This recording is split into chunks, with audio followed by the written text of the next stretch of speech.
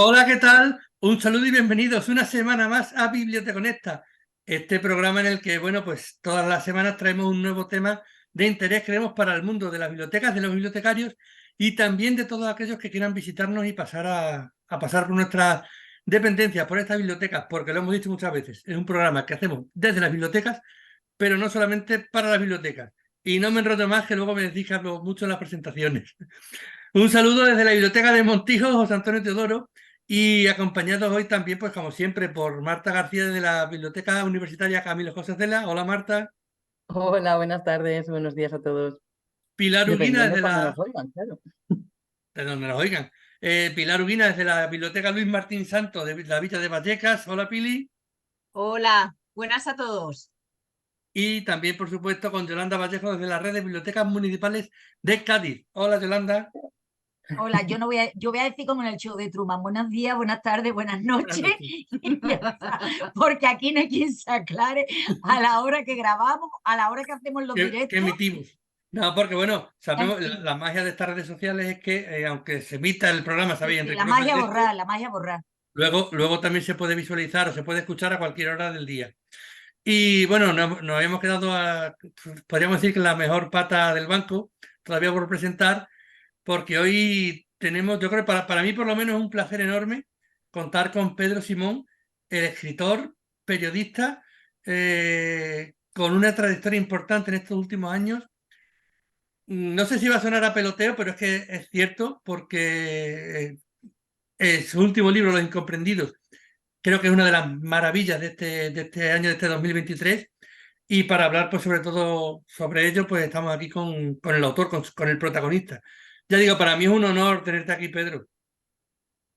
Bueno, pues muchas gracias por invitarme a vuestro programa. Me parece maravilloso que pasen cosas en las bibliotecas y fuera de las bibliotecas y con bibliotecarias y bibliotecarios y que haya una red ahí que conecte algo que tiene que ver con la cultura minoritaria, que sigue siendo la cultura escrita y hablada, ¿no?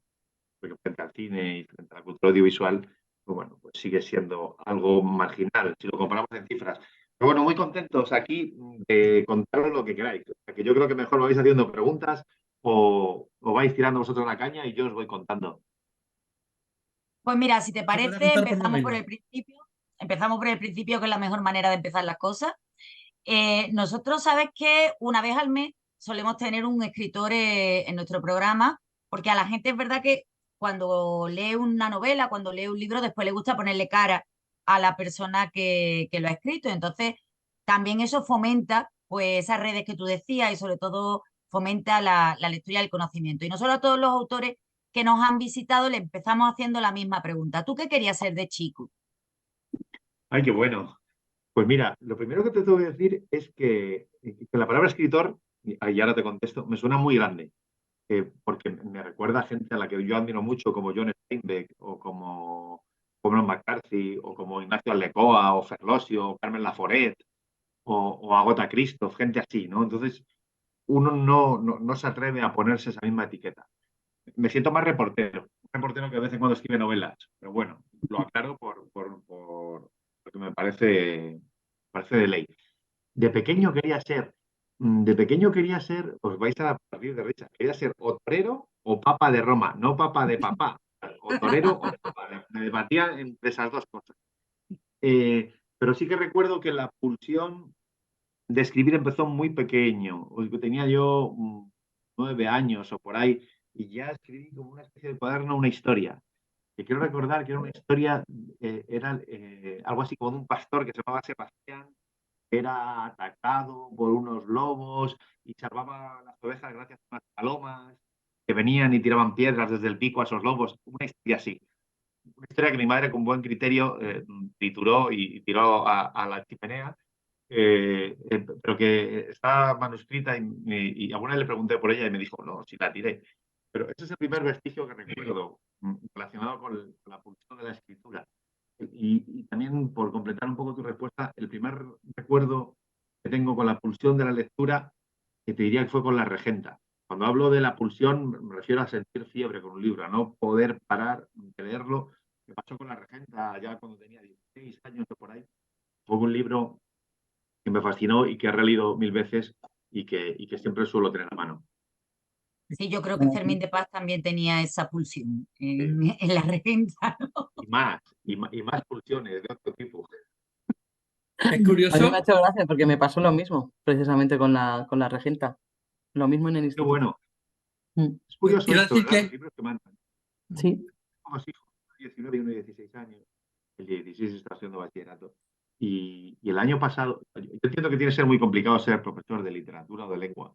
Tienes que mandar libros a los alumnos, muchas veces libros que te vienen dados por el propio ministerio o por la propia consejería, ¿no?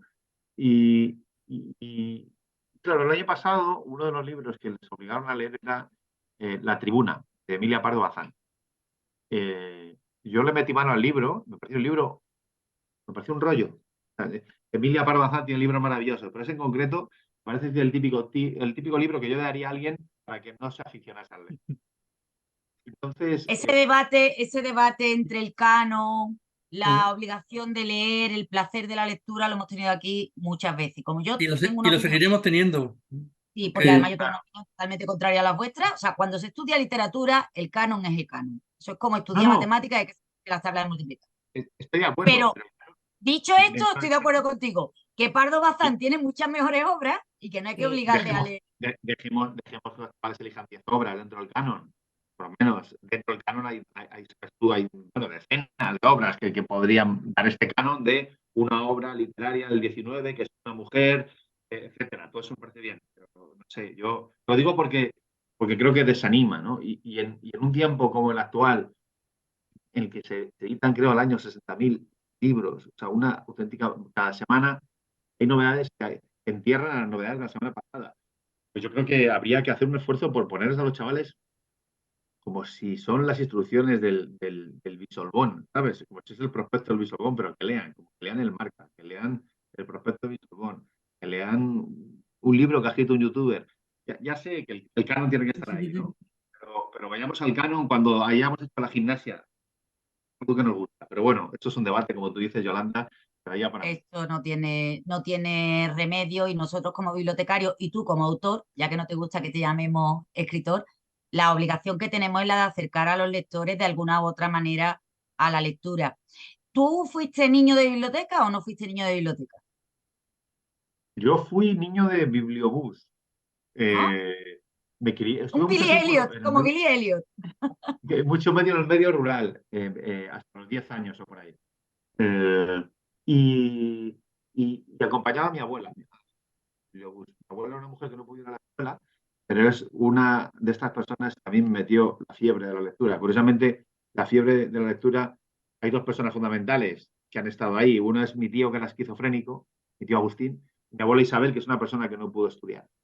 Lo digo por la ejemplaridad de la gente rota, ¿no? Y de la gente con aristas o imperfecta, o aparentemente imperfecta, ¿verdad? Bendita imperfección, por cierto. Y entonces yo me acuerdo que la acompañaba a mi abuela y que ella pedía libros que tuvieran letra muy grande. Eso me acuerdo que lo pedía. Era la única clienta del bibliobús en el pueblo, no iba nadie más. El bibliobús aparcaba en la plaza y la única persona que iba era mi abuela con su garrota allí. Y esos libros luego iban a su casa, claro. Iban cerca de la chimenea, claro. Iban al escaño que ella tenía cerca de la chimenea. Y allí se sentaba. Y eran libros con olor a humedad, y con olor a leña, y con olor a lumbre, y con olor a mi abuela, y con olor a naftalina.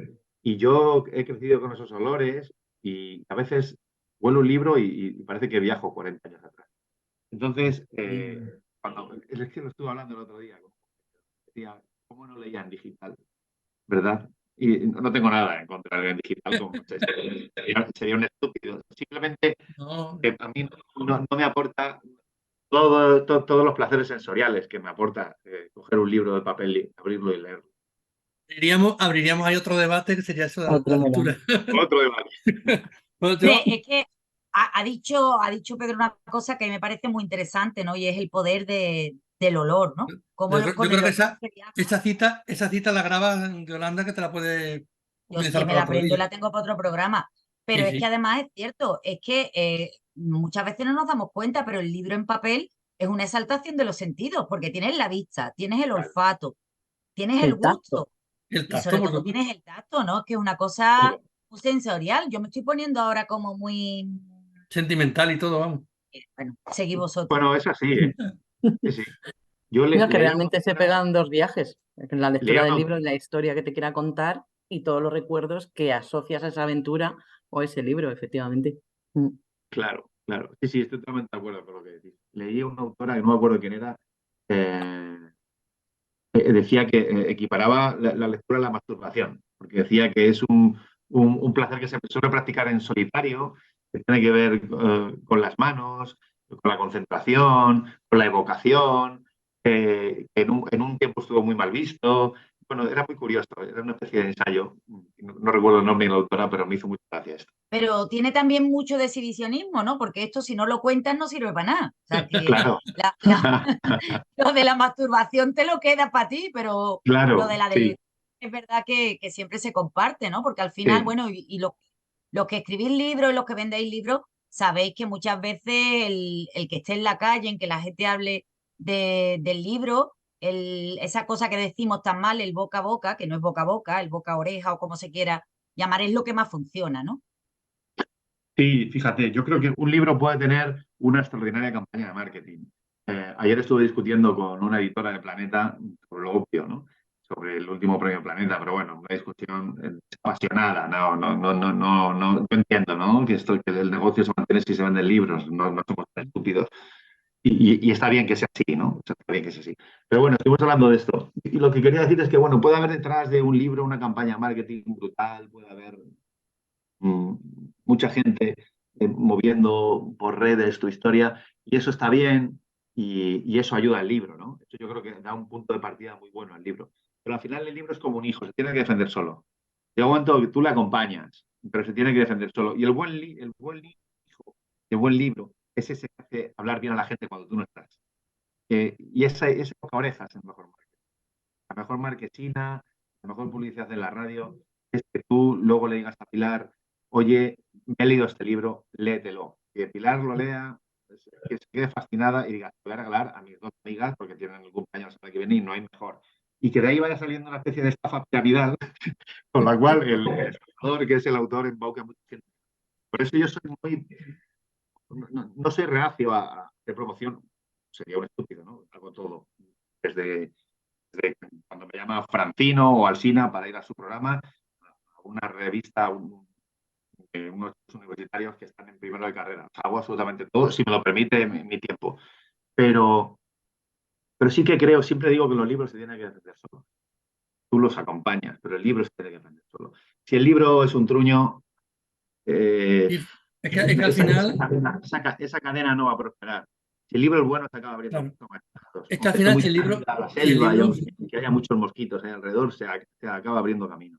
si el libro es bueno, va a funcionar seguro porque, bueno, yo creo que en tu caso, por ejemplo, volvemos a los incomprendidos, que esto es como Francis, como eso, hemos venido a hablar de tu libro y no hablamos de él. No, Da igual.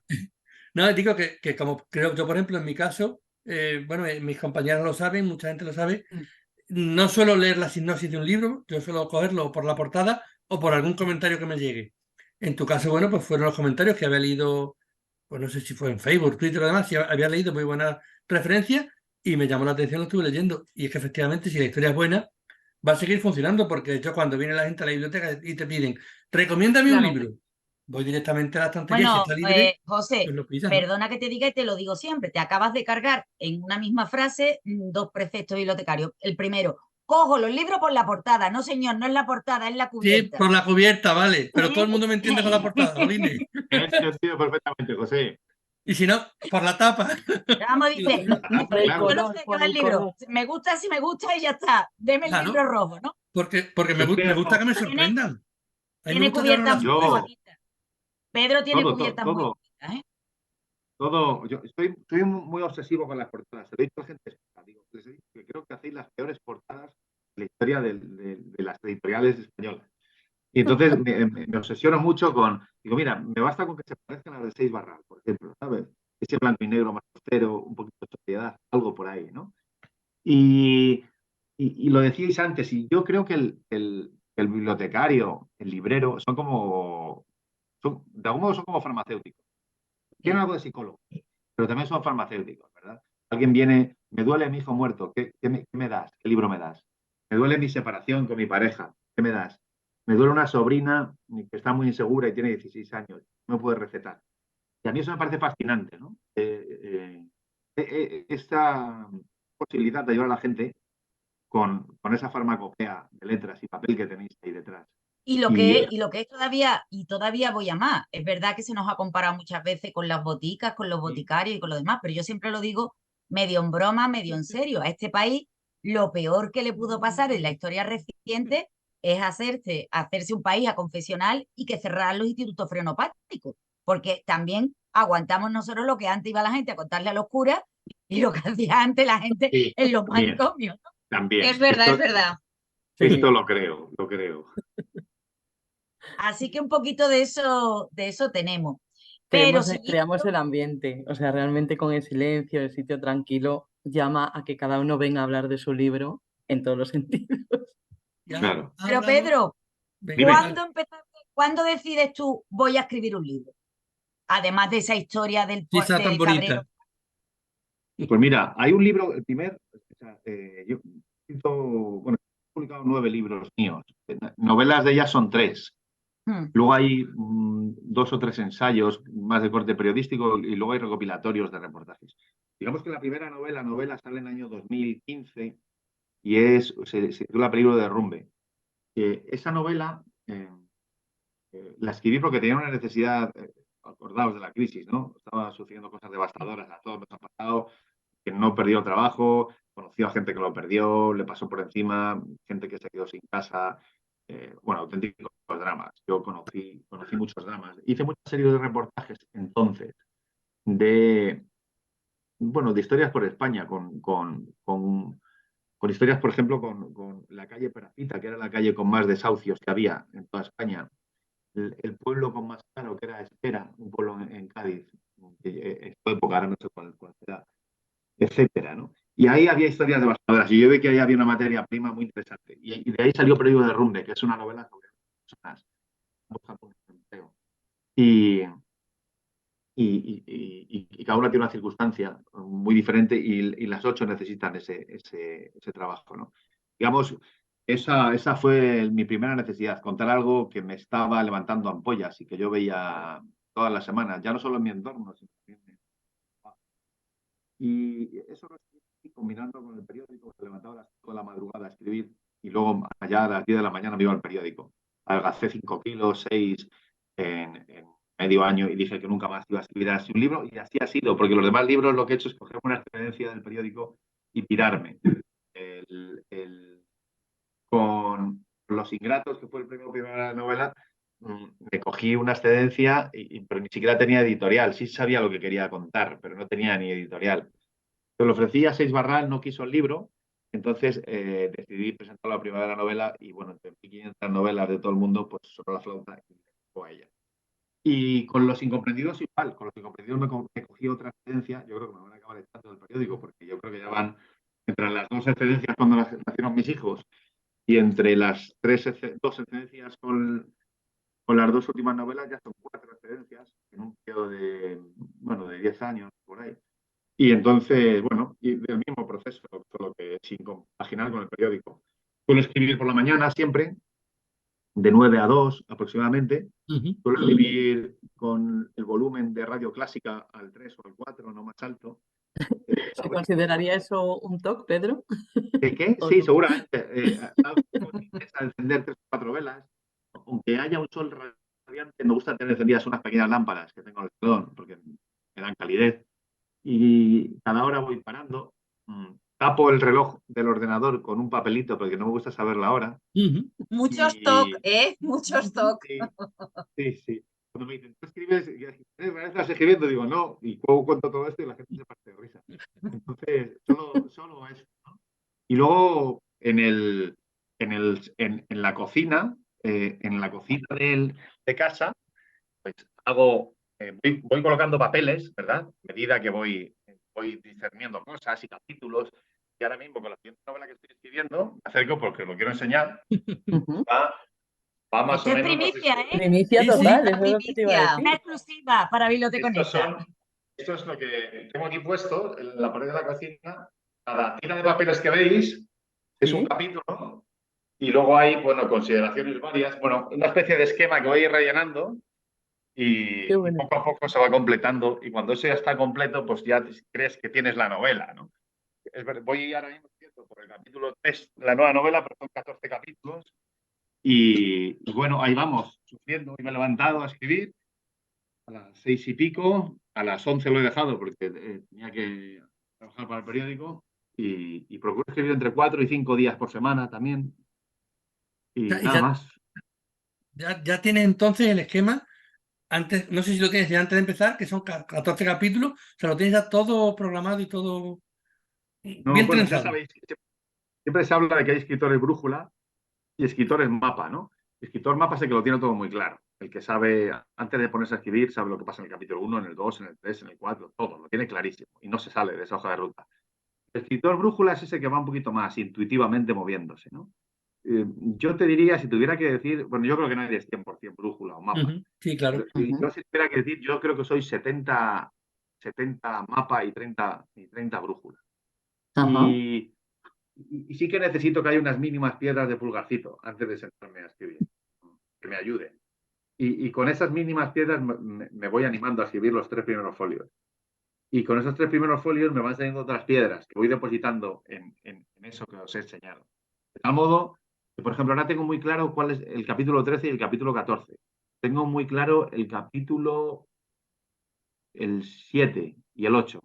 Pero tengo algunas dudas con el capítulo 4, que es el siguiente que me toca escribir, con el 5, con otros.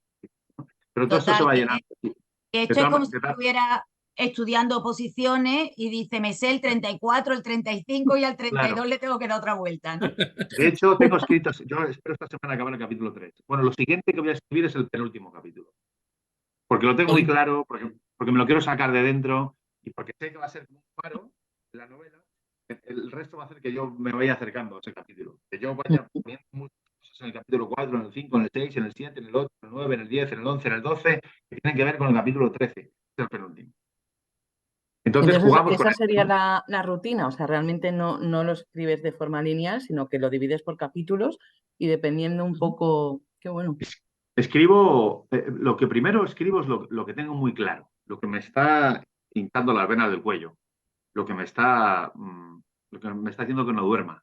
Lo Ujú. primero que escribo es eso que está en lo nuclear que hizo que yo escribiera la novela. Si, me lo voy a inventar, ¿vale? Pero si quiero contar la historia de un padre que ha perdido a 2 hijos en un accidente de coche, seguramente lo que primero escribiría, aunque no sea el primer capítulo, es el día del accidente.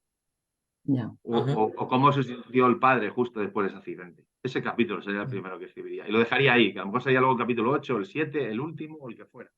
Pero sí me ayuda a esto. ¿Y, pues, y el título lo tienes claro o pasa Hay como con los veces, hay veces que capítulos? sí, hay veces que no. Por ejemplo, Los Ingratos, que fue el premio primera novela, al editorial no le gustaba nada el título. Yo lo defendí mucho, ¿eh? Y, Buenísimo, buenísimo. y les doblé el pulso. Ellos no querían esto. Me hablaban, ¿por qué no mejor ingratitud? ¿O por qué no? Todo lo que me decían me parecía horrible. Y yo dije, no, los ingratos, los ingratos, los ingratos. Ellos De decían todas que no porque maneras, les recordaba a es los que tenéis que asquerosos. luchar. Y decían que el 2, Claro, digo, es que digo, pero eso es esto lo más que raro. esa era la siguiente pregunta que yo te iba a hacer.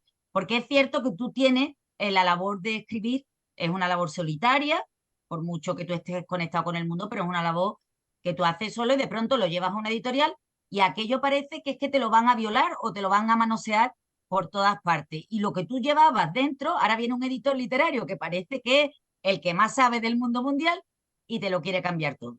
Yo recuerdo que María Dueña siempre decía que El tiempo entre costuras no era el título de la novela, pero le dijeron en la editorial, tiene que ser así porque ahora se lleva la construcción de artículo, nombre, preposición, y entonces aquella a ella le pareció un poco así, y al final decía, bueno, tuvieron más ojos o más vista que yo. Yo te quería preguntar por las modas. O sea, sí es verdad que justo después de la crisis que tuvimos gorda del 2008, 2010, la gente empezó a consumir novela negra, o sea, primero novela histórica Sí, como para evadirse en el tiempo y luego novela negra como si todos nos quisiéramos vengar de lo que nos habían hecho. Tú, sin embargo, parece que llevas una línea y que es una línea que no se deja influir por las modas o sí se deja influir por la muerte? Mira, yo leo muchísima ciencia ficción, me interesa mucho la ciencia ficción, me interesa mucho la literatura de terror también. Leo muchos ensayos que tienen que ver con el boxeo, porque me gusta el boxeo. O sea, soy muy ecléctico, leo un montón de cosas. Leo también clásicos, me fascinan muchas escritoras desconocidas, porque casi siempre la palabra escritora está muy cerca del adjetivo desconocida, ¿no? Y bucear ahí. Pero sí que como materia prima literaria me interesa mucho la familia. Y me interesa mucho la familia porque creo, primero porque todos tenemos una. Y creo que la literatura funciona lo que interpela a todos, lo que nos interpela a todos. Eso de lo que no nos podemos escapar, que es la muerte, que es la familia, que son muchas cosas, ¿no? Que es la infancia, porque todos hemos tenido una, que son los padres, porque todos tenemos uno. Creo mucho en eso. Y luego lo que sucede en la familia es que es como una especie de terrario donde está absolutamente todo. En la familia están los celos, está la muerte, está la violencia, está el amor, está la culpa. Está la novela histórica, está la novela negra. Está la soledad, está la novela histórica, está la novela negra. Creo muchísimo en el potencial de las historias aparentemente anónimas. Hay un escritor maravilloso granadino que se llama Jesús Montiel. Él dice, pasé toda mi vida acercándome a gente que parecía interesante y con el paso del tiempo me he dado cuenta de que la interesante es la que no lo parece. Pues creo mucho en esto. Creo mucho en la historia de la persona que va sentada a tu lado en el autobús, aparentemente sin decir nada, callada, y que cuando rascas, como en esos cupones que compras, sale algo. Creo que todos tenemos una historia que contar. Creo que José podría ser protagonista de un libro, absolutamente convencido. Creo que Yolanda podría ser protagonista de una buena novela. Creo que Marta podría ser protagonista de una novela y creo que Pilar también. La historia es que Marta, Pilar, José o Yolanda me contasen la parte de su vida que da para una novela. Porque eso tiene que ver con, no solo con desnudarse, casi con un ejercicio de pornografía. Bueno, que vamos entre las masturbaciones y la pornografía. Yo creo que el programa hoy, dos rombos. Y eso, a mí esa es la literatura. La literatura que a mí me interesa es eso. Que te dice, no, tenía un compañero que participaba en los clubes de lectura que él siempre decía que solamente se escribía sobre gente peculiar. Decía que de nosotros no van a escribir nunca nadie, de nuestras vidas. Y yo decía que no estaba de acuerdo, fíjate, y considero eso, que cualquier persona puede ser protagonista de una novela, es buscar pues la parte que pudiera interesar. Además, todos sabéis, porque os lo he dicho muchas veces, que en la literatura solo hay 3 temas. Venga, va, dale. Venga, dale. Y la vida, o sea que saliéndonos de ahí o quedándonos ahí lo tenemos todo. ¿Cuáles has dicho? ¿Cuáles? El amor, la vida y la muerte. O sea, Miguel Hernández, vengo con 3 heridas, ya está, es que no hay más. Sí. Y es cierto porque cada vez cuando vamos descubriendo nuevas lecturas, sí vamos encontrando siempre los mismos temas y normalmente además suelen estar los 3 interrelacionados, incluidos en una misma novela, en un mismo relato. Yo me he quedado, bueno, dinos. No, digo que hablaba Yolanda de la herida de la muerte. A mí me lleva a la herida del dolor, me lleva a la cicatriz, me lleva a la enfermedad, me lleva al insomnio, me lleva a todo eso que nos quita el sueño. Yo creo que a mí los libros que me interesan son los que de algún modo no hablan de lo que... son esos libros que no hablan de lo que a mí me quita el sueño, a lo mejor. Pero sí que hablan de alguien que pierde el sueño igual que yo, por otra cosa. Y sí que te identificas en esa herida y sí que te pones en el insomnio del otro. Y esos son los libros que a mí me gustan y por eso, bueno, siempre está la familia por ahí. El siguiente libro también está la familia en otro plano, pero también está la familia. Pues la verdad es que iba a decir antes que yo me quedaba con ganas de preguntar muchas cosas, pero es que te estaba escuchando todo el rato y ni siquiera intervenía, digo, porque no quiero cortarte para nada. No. La verdad es que ha sido un auténtico placer, pero ahora sí me toca cortaros, no solo a ti, sino a todos, porque se nos termina esta media horita que tenemos de programa. Y como siempre, pues para terminar, nos queda una sorpresa, que es ese momento clave, que es la cita con Yolanda.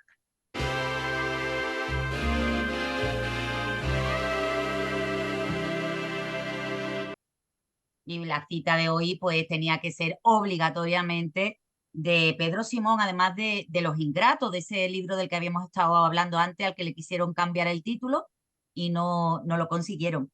Y en ese libro que habla de la infancia y que habla de todos esos temas que Pedro nos ha estado diciendo, hay una cita que dice, cuando eres niño y el tiempo se para, da lo mismo puede ser que hayan pasado 2 horas que 18 años. En este programa nos ha pasado eso, han sido 30 minutos, pero podía haber sido la vida entera porque creo que hemos conocido un poquito más a Pedro y hemos podido intercambiar algunas ideas que a nuestros lectores les pueden interesar. Así que muchas gracias, Pedro, por habernos acompañado. Muy bien, muchísimas gracias a vosotros Gracias. y nada, muy agradecido con vuestro trabajo. Y antes de terminar, en un minutillo, ¿qué siente un Dime. escritor cuando ve un libro suyo en la biblioteca? Pues mira, siente que ha triunfado.